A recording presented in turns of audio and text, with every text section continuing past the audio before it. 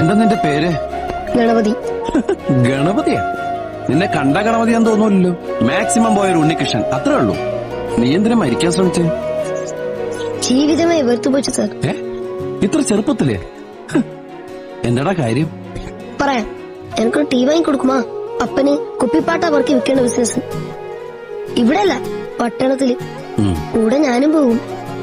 ഒരു നാൾ ഒരു വീട്ടുമുറ്റത്ത് തനിയെ വിളയാടുന്ന ഒരു കുട്ടിയുടെ മാല പൊട്ടിക്കാൻ അപ്പൻ എന്നോട് പറഞ്ഞു.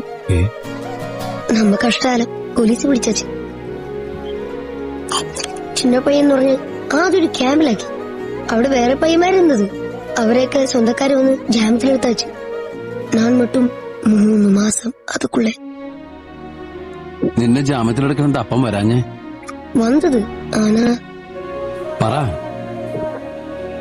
ഹായ് പറയടാ. എന്നെ അപ്പന് വേണ്ടാന്ന് പറഞ്ഞു.